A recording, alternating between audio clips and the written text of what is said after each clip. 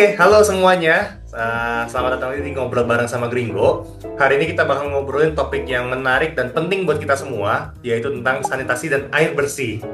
Ya, ini penting di kehidupan kita sehari-hari, karena tentu saja dalam kehidupan sehari-hari kita bertemu dengan berbagai kebutuhan terkait air, baik untuk kebersihan, baik untuk hal-hal yang lainnya. Jadi kita penting banget buat mengenal tentang sanitasi dan air bersih.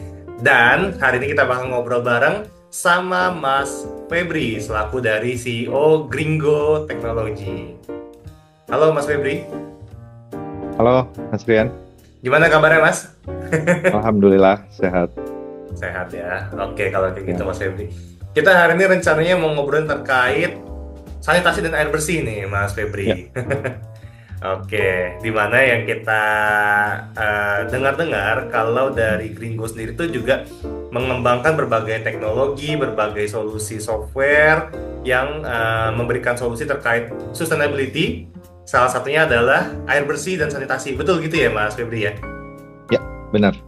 Jadi kita Wah, oke memang nih. punya beberapa banyak solusi, nggak cuma di sampah doang, gitu. Wah, oke. Berbagai bagian dari Sustainable Development Goals itu juga dipertimbangkan dan dipedulikan sama Gringo berarti ya?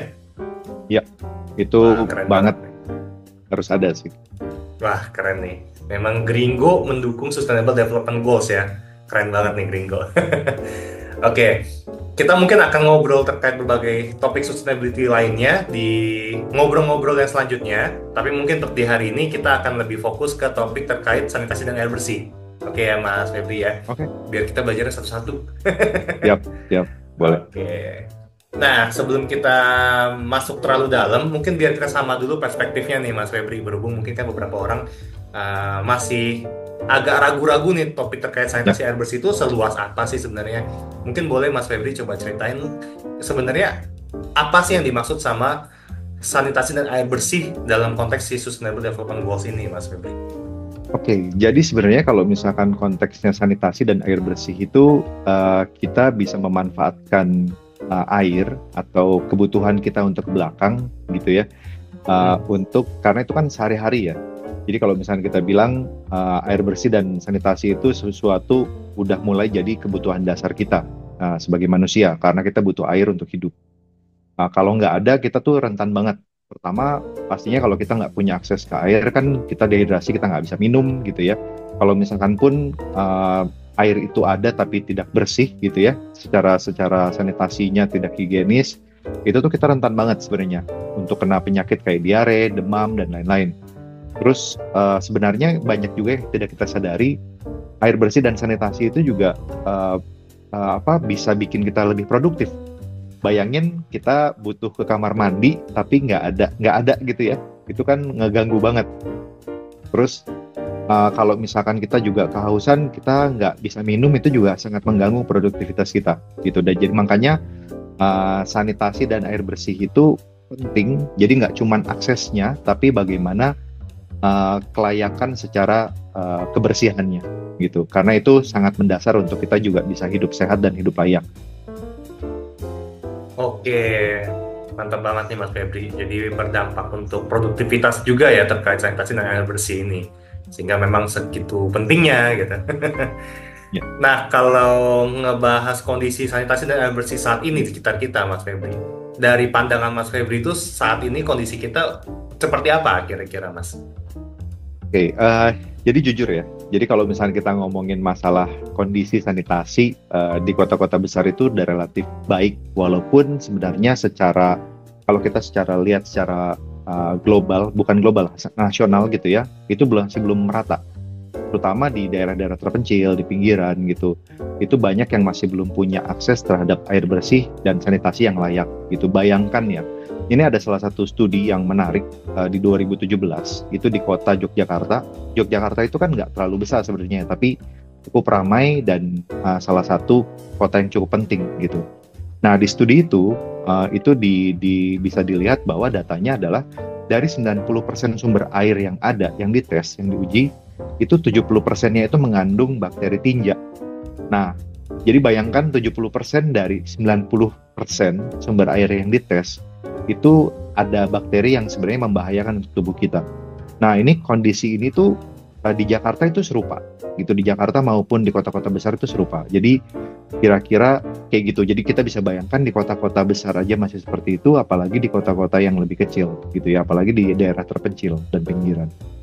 Oke, berarti tetap masih ada beberapa kota yang udah besar pun masih beberapa bagian terkena sama bakteri dan itu berpengaruh ke sanitasi dan air bersih yang belum optimal gitu ya Mas Febri ya. Ya. Ada nggak sih Mas indikator-indikator yang gampang untuk kita ketahui terkait ternyata nih sanitasinya tuh masih tercemar sama bakteri atau masih belum termasuk bersih? Itu ada cara-cara mudah yang bisa kita ketahui secara umum atau malah memang harus pakai teknologi Mas untuk bisa mendeteksi itu? Paling mudah itu sebenarnya kalau kita dari bau, dari warna. Jadi kalau misalnya kita hanya melihat gitu sama rasa. Jadi kalau misalnya kita berbicara masalah air aja ya, jadi kita harus waspada banget kalau air itu dia berbau, berasa dan nggak jernih gitu ya. Nah itu sebenarnya indikator-indikator yang paling mudah untuk bisa kita ketahui. Kalau misalkan dia bersih, harusnya dia tidak berbau, tidak berasa, dan memang juga bening gitu. Itu paling mudah sih, indikator-indikator paling mudah yang bisa kita lihat. Kalau dengan penggunaan teknologi, apakah ada yang lebih advance lagi kira-kira Mas Febri untuk bisa mendeteksi hal tersebut? Tentunya gitu ya. Jadi kalau misalnya dengan teknologi kan kita bisa tahu tuh apakah dengan walaupun dia tidak berbau, tidak berasa dan bening gitu ya, apakah ada kandungan bakteri tertentu gitu.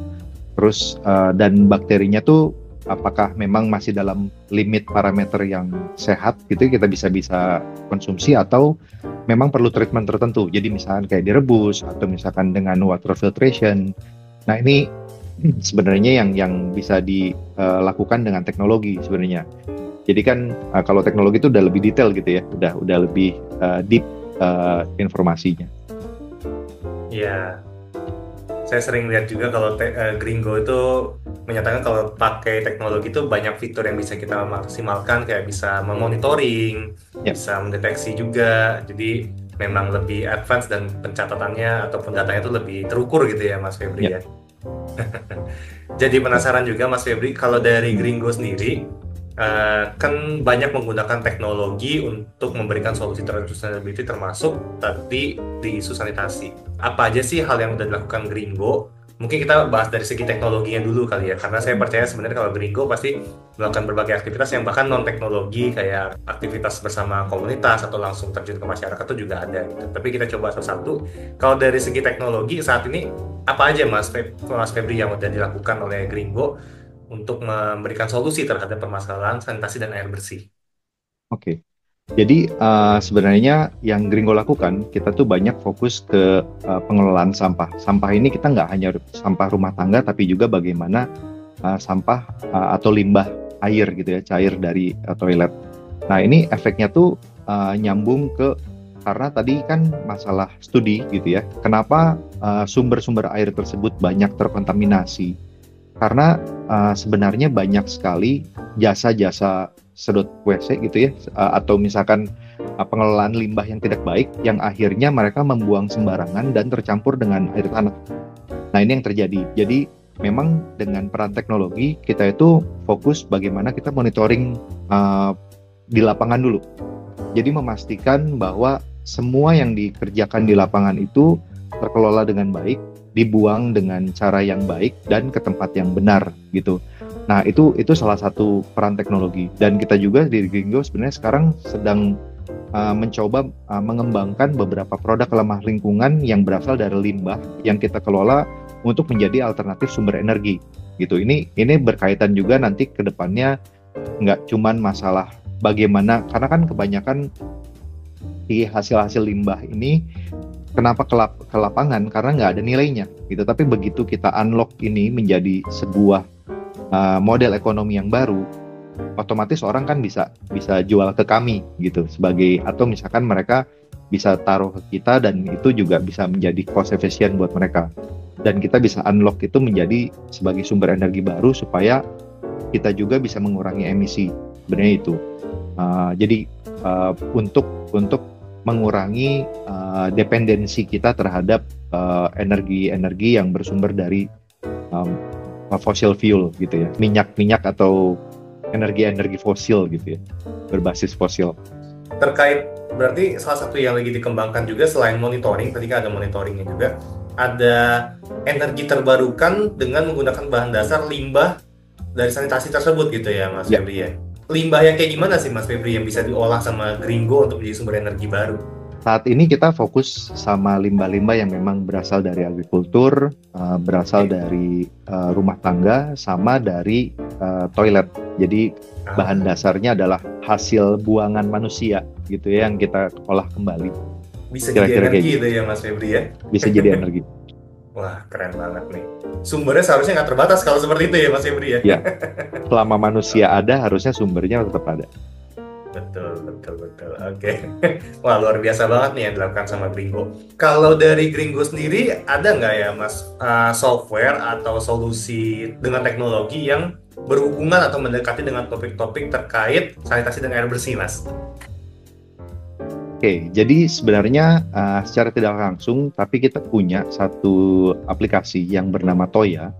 Jadi Toya itu kita aplikasi yang memang fokusnya adalah untuk monitoring toilet di tempat umum gitu ya. Jadi kita kerjasama dengan beberapa vendor, general cleaning maupun janitor-janitor, itu kita perangkati dengan aplikasi Toya itu untuk memastikan toilet yang mereka kelola itu bersih. Jadi kembali tadi masalah produktivitas gitu ya. Kita kan Ya, selalu di public space itu salah satu isunya adalah kita suka malas ke kamar mandi karena jorok gitu, kamar mandinya jorok bener dan banget. semacamnya. Nah, sebenarnya dengan aplikasi ini tuh kita memastikan semua toilet yang dikelola itu bisa dijaga kebersihannya. Terus kita juga ke depan akan mengembangkan sensor-sensor di mana kita bisa tahu apakah misalkan apa tingkat tingkat amonianya sudah tinggi misalkan gitu ya. Kalau misalnya itu nanti berdampak seperti apa dan apakah dibutuhkan kebersihan bersih-bersih dalam level tertentu misalkan, itu yang nanti akan dilakukan dengan aplikasi Toya itu. Wow, luar biasa banget ya, Mas. Jadi dari satu tracking ini bisa berdampak untuk pengembangan uh, kebermanfaatan yang lain-lainnya. Termasuk sebenarnya kalau dipikir-pikir dengan sanitasi dan air bersih yang baik, itu bisa berdampak langsung juga selain produktivitas, itu juga ke kesehatan berarti ya, Mas Febri. Bener nggak sih Ya, kayak gitu? betul. Betul banget. Wah, oke. Karena kan kalau kita lihat zaman zaman waktu COVID dulu kan orang mau ke toilet umum dak-dikduk ya gitu, karena kan Banget. dulu salah satu datanya adalah COVID itu banyak terjadi itu penularan di toilet gitu, karena orang berkegiatan di sana, kita bercampur udara, bertukar udara dengan yang lain gitu. Nah itu jadi ini juga terkait dengan kalau misalkan si toilet itu jorok, sebenarnya kita ada kemungkinan kita menghirup bakteri tertentu, bakteri atau virus tertentu dalam toilet itu. Jadi penting banget untuk menjaga kebersihan di situ. Wow, oke, ya, ya. Sanitasi dan air bersih sangat berdampak ke kondisi kesehatan ya berarti ya. Oke. Ya, Kita bisa memulai untuk hidup sehat dengan cara menjaga sanitasi dan air bersih di sekitar kita. ya, Nah, oke. betul banget. Langsung mungkin masuk ke pertanyaan selanjutnya, Mas. Berhubung ini terkait juga. Sekarang kita tahu nih, Mas, kalau sanitasi dan air bersih itu punya banyak manfaatnya dan penting untuk kita. Hmm. Nah, untuk masyarakat yang mau ikut terlibat dalam menjaga kebersihan sanitasi dan air bersih, itu apa aja mungkin hal yang bisa dilakukan, Mas Febri? Langkah-langkah. Oke. Mungkin sesimpel kalau misalkan kita ngelihat di lingkungan kita gitu ya, mungkin sesimpel kita mengelola sanitasi atau daerah tempat-tempat toilet di sekitar kita gitu ya. Terus misalkan kayak kita nggak buang sampah sembarangan, karena itu juga akan berpengaruh dengan kondisi buangan air dan semacamnya gitu ya. Itu mungkin hal-hal yang paling mudah untuk kita bisa perhatikan. Terus misalkan harapannya juga salah satu software yang kita bangun Toya itu nanti ke depannya masyarakat itu bisa saling mengingatkan kalau misalkan ada toilet umum yang kurang bersih misalkan kayak gitu. Nah ini perhatian-perhatian kecil kayak gini kan sebenarnya yang bisa dilakukan oleh masyarakat umum gitu ya. Karena ini bukan cuman semata urusan pemerintah gitu ya, tapi kebersihan itu menjadi isu kita bersama dan urusan kita bersama untuk saling mengingatkan dan saling membantu satu sama lain. Wow, oke. Keren banget. Berarti Toya pun ke depannya bisa menjadi salah satu software yang digunakan untuk melaporkan kalau misalnya ada toilet yang kotor gitu, toilet umum Ya, khususnya ya Mas Febri ya. ya, Wah itu betul. sih akan sangat membantu sih, apalagi kalau setelah dilaporkan dampaknya adalah jadi dibersihin dan makin ada peningkatan kesadaran, itu bermanfaat banget. Yes. Karena sering ya kita ke toilet umum habis itu tadi yang Mas Febri cerita ngerasa ih toiletnya jorok, tapi itu kita Iya, bingung mau ngapain, iya, benar. nggak ada yang bisa dilakukan juga dan diminta bayar lagi kadang-kadang ya. Iya, benar. Padahal udah jorok, cuman ya karena kepepet biasanya. Ya, itu dah Ya, makanya. saya jadi penasaran juga Mas Febri. Kan sebenarnya kalau kita ngomongin sumber air, itu kan yang sering dilihat di penggunaan masyarakat ya, itu ada yang penggunaan air tanah sama Hmm. penggunaan air yang dari penyedia Jadi air ya biasanya ya, kayak ya. PAM mungkin kayak gitu. Itu apakah keduanya itu ada perbedaan yang diketahui Mas terkait kondisi sanitasi air bersihnya Mas dari kedua sumber ini? Oke, nah sebenarnya ini kan terkait dengan masalah infrastruktur ya. Jadi Infrastruktur, sebenarnya oke. kalau misalkan kita lihat secara gamblang, secara mudah aja gitu ya. Kalau misalkan semua air yang dari ngelola gitu kayak misalkan PAM, itu kan dia sebenarnya melalui filtrasi beberapa proses sebelum akhirnya didistribusikan ke masyarakat gitu ya. Ya. Sedangkan kalau air tanah itu kan kita benar-benar ngebor di situ, kita langsung ambil dari situ, kita nggak ada, kadang-kadang kita nggak punya sistem filtrasi apapun di rumah. Nah Oh itu ya. sebenarnya yang jadi isu apabila kayak tadi pengelolaan limbahnya nggak bagus di sekitar situ, terus kita ngebor dan ternyata limbah di area kita itu bercampur dengan air tanah. Akhirnya pada saat kita ngebor, kita mengkonsumsi air yang sudah tercampur dengan kontaminan tadi gitu. Oh Nah ini iya. ini sebenarnya yang jadi banyak isu akhirnya di lapangan. Kenapa nggak bagus? Tapi lagi-lagi ini juga masalah infrastruktur kan. Jadi kedua belah pihak nih gitu.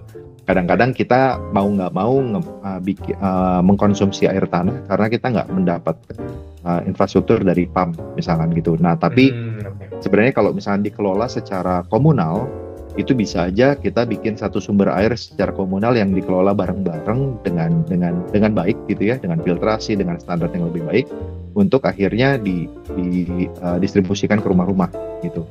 Nah ini tentunya butuh peran banyak pihak gitu, nggak bisa cuman satu itu doang atau satu rumah doang gitu ya. Jadi ini harus bareng-bareng gitu sih.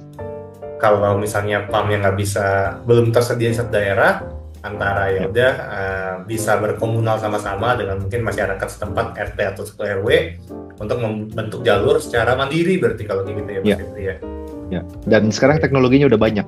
Teknologi untuk kita bisa filtrasi, teknologi untuk kita bisa mengadakan air bersih gitu ya. Itu sekarang teknologinya sudah tersebar luas. Oh, oke. Apakah udah ada juga Mas teknologi yang bisa membantu filtrasi dalam skala kecil satu rumah masing-masing gitu? Jadi kalau tadi kan tanya yang komunal, yang besar, RT RW. Kalau yang katakan untuk dipasang di rumah sendiri supaya bisa punya filtrasi kayak gitu tuh ada mungkin tips-tips untuk teman-teman yang mungkin mau mempertahankan kebersihan sanitasi di rumahnya gitu. Oke, jadi paling mudah sekarang udah banyak juga pilihan-pilihan komersial ya. Aku nggak bisa sebut brand, tapi banyak Ya. juga sebenarnya sekarang secara komersial kita bisa lihat filter air yang bentuknya kecil atau misalkan yang juga sedang. Jadi dari misalkan pun kita harus ngambil air tanah, itu bisa masuk ke proses filtrasi dulu sebelum kita konsumsi. Gitu, karena kembali tadi bukan hanya masalah akses, tapi kebersihan atau sanitasi dari sumber air itu sendiri juga harus kita jaga.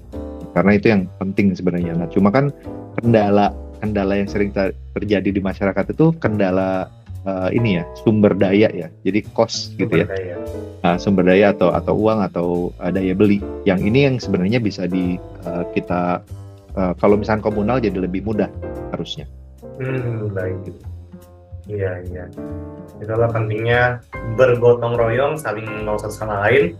Satu pihak punya kekuatan di bidang apa, pihak lain juga mengisi bagian yang satu pihak lagi nggak belum melengkapi gitu, yang belum punya istilah lengkapi gitu ya. Ini cocok banget ya sama value-nya Gringo yang collaboration for impact, di mana Gringo pun juga banyak melakukan kolaborasi dengan berbagai pihak, komunitas, korporasi, dan juga pihak-pihak yang lainnya untuk bisa memberikan impact bersama terkait sustainability, ya. Ya, banget. Wah, keren. Mungkin ada yang mau diceritain sedikit, Mas Febri, terkait cerita kolaborasi yang pernah dilakukan sama Gringo yang berhubungan dengan sanitasi air dan air bersih. Atau mungkin kalau nggak langsung ke sanitasi dan air bersih, bisa juga terkait pengelolaan limbah, sampah, karena tadi berpengaruh juga ke kondisi air di sekitar lingkungan tersebut gitu. Mungkin ada cerita-cerita terkait kolaborasi itu, Mas Febri. Oke, nah jadi memang Gringo sendiri kita nggak bisa bergerak sendirian gitu ya. Kita menyadari bahwa kita punya banyak keterbatasan dan banyak hal yang sebenarnya sudah dilakukan oleh orang-orang di luar sana. Jadi yang kita lakukan memang dalam SDG sendiri itu kan ada tuh partnership gitu ya, ada poin partnership. Aku lupa nomor 17 kalau nggak salah. Nah, karena memang ini sesuatu yang besar gitu. Jadi kayak di Gringo kita untuk pengelolaan sampah, pengelolaan toilet kayak tadi ya, kita menyediakan sistemnya, kita menyediakan data analytics segala macamnya. Kita kerjasama dengan penyedia jasa. Jadi orang-orang janitornya atau pengelola gedung dan semacamnya itu kita kerjasamakan. Jadi kita nggak ngelola gedung sendiri karena resource kita juga kan terbatas. Jadi memang kita fokus dengan sesuatu yang memang kita kuat gitu ya, dan kerjasama dengan orang lain yang memang mereka punya kekuatan di tempat lain yang kita nggak punya. Sama halnya juga dengan pengelolaan sampah. Kita kerjasama banyak dengan bank sampah, kita kerjasama banyak dengan jasa-jasa pengangkutan sampah gitu. Ini juga terjadi di yang tadi di sektor sanitasi dan air bersih gitu. Itu yang kita lakukan. Oke, keren banget. Kalau misalnya teman-teman penonton di sini ada yang misalnya dia mengelola bank sampah, ada yang punya pihak yang misalnya punya kepedulian juga terkait sanitasi, air bersih, sustainability, itu kalau pengen kolaborasi sama Gringo, caranya gimana kira-kira, Mas Febri? Oke, boleh sebenarnya reach out ke kita lewat sosial media, website, atau mungkin LinkedIn juga itu boleh. Reach out ke kita ngobrol, kita diskusi, kita lihat apakah memang saat ini align gitu ya dengan yang kita lakukan. Kalau misalnya memang kita align, kita ngobrol, kita lihat cari cara kolaborasinya seperti apa. Kita sih sangat open. Yang penting sama-sama terbuka gitu, karena itu yang jadi kolaborasi itu kan sulit kalau misalkan yang satu nggak terbuka, yang satu terbuka, atau dua-duanya nggak terbuka gitu kan. Jadi memang kita harus tahu kira-kira keterbukaan untuk kolaborasinya seperti apa, strength kita apa, weakness kita apa, kita obrolin bareng-bareng. Itu kita sangat terbuka sama itu sih. Oke, jadi kalau pengen berkolaborasi dengan Gringo bisa hubungin langsung ke sosial media atau kontak lewat LinkedIn ya. Ya. Oke, siap. Boleh banget. Oke, termasuk hubungi ke LinkedIn-nya Mas Febri juga sangat oke ya, Mas ya. boleh banget. Dan cuma aku disclaimer, kalau aku kadang-kadang kalau di LinkedIn kalau terlalu banyak suka lupa gitu ya, jadi remind lagi aja nggak apa-apa. Oke, siap. Patut ya nih Mas Febri ya, banyak yang ngehubungin juga ya. Iya. Siap. Wah, keren banget nih Mas Febri. Nggak kelewat. Oke. Kita coba balik lagi sedikit lagi ke topik sanitasi dan air bersih, Mas. Udah mulai penghujung pertanyaan juga. Sedikit lagi pertanyaan terkait sanitasi dan air bersih. Ini kalau dari saya tiba-tiba kepikiran aja. Tadi kan kita ngebahas terkait sanitasi dan air bersih dalam konteks untuk air yang mungkin juga bisa diminum sehari-hari seperti itu. Kira-kira apa sih yang membedakan sanitasi dan air bersih di Indonesia sama di negara lain, Mas? Karena kalau negara lain kan mungkin bahkan ada yang tap waternya atau air yang dari kerannya aja bisa diminum gitu. Sedangkan kalau di Indonesia tuh enggak. Nah, itu apakah sebenarnya ada possibility Indonesia tuh bisa sampai ke titik itu juga? Atau sebenarnya memang udah kayak, wah udah terlalu sulit nih, udah terlalu tercemar? Sebenarnya ada nggak sih kondisi seperti itu, Mas? Jadi sebenarnya gini, salah satu hal yang membedakan kita dengan banyak negara lain, itu yang pertama geografi kita. Geografi kita itu kan airan gitu ya. Kita tuh 70%-nya tuh air yang sebenarnya nggak bisa langsung dikonsumsi. Jadi sebenarnya apakah kalau di negara lain, misalkan kita contoh di Eropa gitu ya, mereka kan land mass-nya lebih besar. Jadi mereka nggak sebesar kita populasinya. Jadi bisa cukup dikontrol dah. Dan dari pemerintahnya memang sudah digerakkan secara infrastruktur itu udah dipikirkan matang-matang bagaimana semua air itu dikelola dulu baru didistribusikan. Jadi makanya tap water di mereka bisa diminum, gitu kan? Oke. Tapi kan kalau kita lihat negara-negara maju pun nggak semua kota itu bisa seperti itu. Jadi memang ada kota-kota besar yang secara atau capital city gitu ya, biasanya mereka sudah kelola. Tapi biasanya itu dijadikan standar pada saat mereka mengembangkan kota-kota kecil lainnya. Nah ini yang belum terjadi di Indonesia sebenarnya. Jadi secara